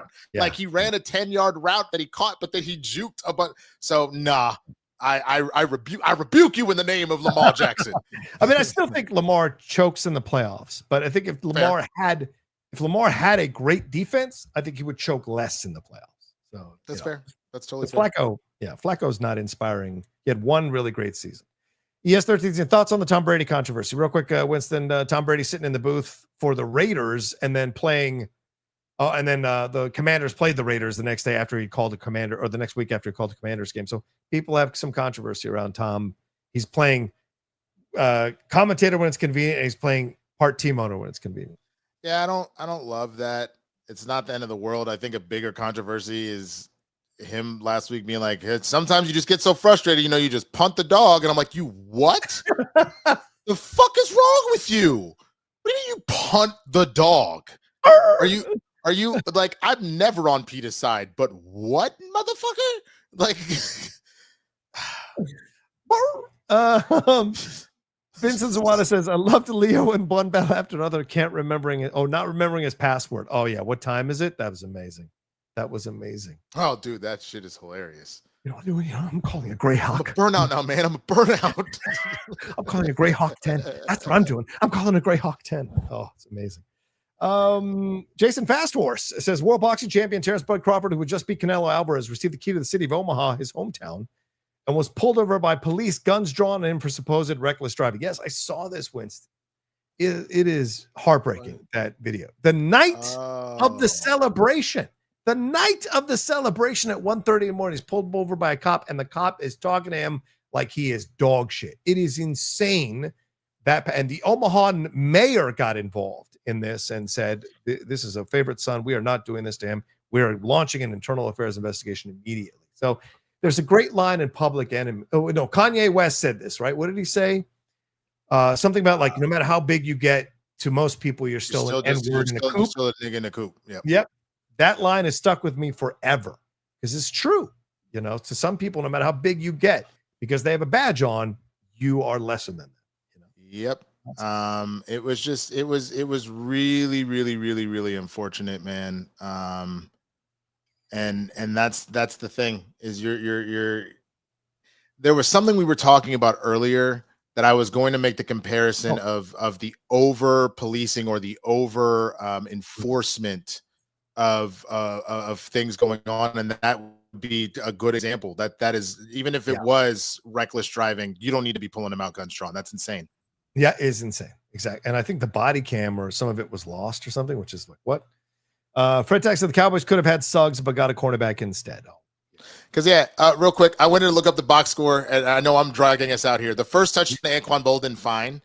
But then you had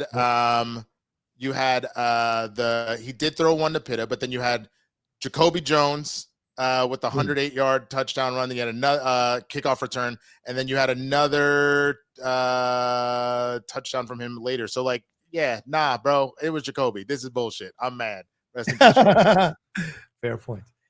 Clarissa, thank you for the very sweet message. She said, your old video of your reaction to the Batman trailer came up on my feed. And I was like, oh, look how far Rocha has come. It made me smile. I'm proud of you. Thank you, Clarissa. Appreciate that.